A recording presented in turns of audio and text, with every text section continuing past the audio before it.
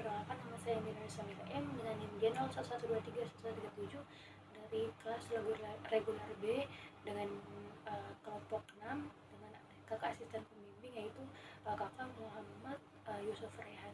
Jadi di sini saya akan menjelaskan tes spesies pada urin, yaitu adalah cara sederhana yang digunakan untuk mengidentifikasi karakteristik fisik dari sampel urin yang telah ada. Kemudian prinsip kerjanya melibatkan pengamatan terhadap beberapa parameter termasuk warna, kejernihan, bau, volume, dan berat jenis urin.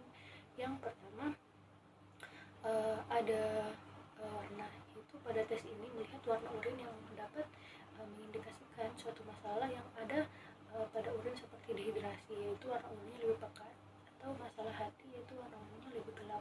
Kemudian yang kedua ada kejernihan. Jadi di sini kita menilai sejauh mana urin terlihat keruh atau jernih yang dapat mengindikasikan adanya zat-zat padat yang terdapat pada dalam urin. Kemudian yang ketiga ada bau. Di sini kita mencermati bau urin yang bisa berhubungan dengan kondisi medis tertentu seperti infeksi saluran kandung kemih. Kemudian yang keempat ada volume. Jadi kita mengukur sejauh mana volume urin yang dikeluarkan yang bisa mengindikasikan masalah ginjal atau dehidrasi pada tubuh seseorang. Kemudian yang kelima ada berat jenis, yaitu menilai berat jenis urin yang berkaitan dengan konsentrasi zat-zat dalam urin dan dapat mengindikasikan masalah yang ada pada ginjal atau hidrasi pada ginjal. Jadi hal ini bermanfaat untuk memberikan petunjuk awal mengenai kesehatan pasien dan dapat membantu dokter dalam mendiagnosis penyakit yang ada pada tubuh seseorang pasien. Jadi selanjutnya saya akan menjelaskan tentang langkah-langkah praktikum tes spesies urin. Jadi pada umumnya melibatkan hal-hal seperti yang pertama yaitu persiapan sampel. Jadi kita harus memilih sampelnya terlebih dahulu. Jadi kita harus mengambil sampel urin yang bersih dan segar dalam wadah yang steril.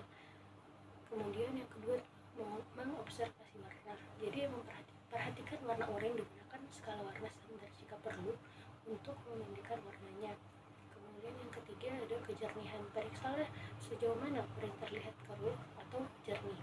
Kemudian yang keempat ada bau. Jadi di sini kita harus mencium atau membau urin untuk mendeteksi bau yang tidak normal. Kemudian yang kelima ada volume. Jadi ukur volume urin yang dihasilkan dalam waktu tertentu. Kemudian yang keenam ada berat jenis. Gunakan alat untuk mengukur berat jenis atau biasa kita sebut dengan urinometer untuk mengukur berat jenis urin. Kemudian yang ketujuh ada pH. Uji tingkat keasaman urin dengan kertas lakmus atau pH meter. Kemudian yang kedelapan ada glukosa dan protein. Gunakan strip uji untuk mendeteksi keberadaan glukosa dan protein di dalam urin. Kemudian yang kesembilan ada urobilinogen atau bilirubin untuk mendeteksi adanya bilirubin di dalam urin seseorang. Gunakan strip uji untuk mendeteksi kandungan tersebut. Kemudian yang ke-10 ada nitrit. Tes nitrit mendeteksi kemungkinan adanya infeksi saluran kemih. Kemudian ada eritrosit dan leukosit. Gunakan mikroskop untuk menghitung jumlah eritrosit dan leukosit dalam sedimen urin.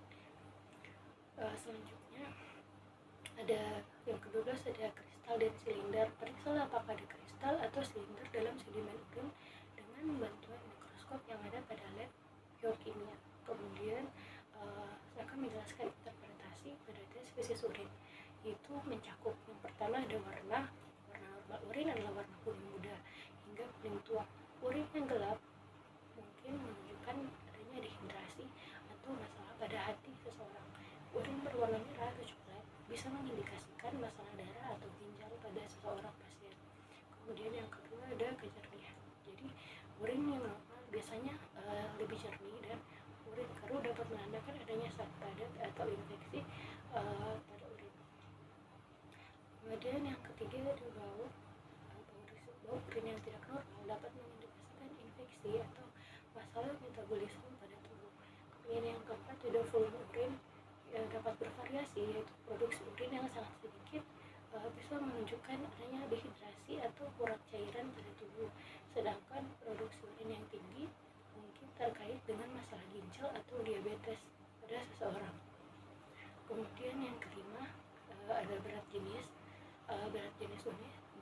berat jenis urin berkaitan dengan konsentrasi zat dalam urin. Berat jenis urin tinggi bisa mengindikasikan dehidrasi, sementara berat jenis rendah mungkin terkait dengan masalah yang ada pada ginjal seseorang.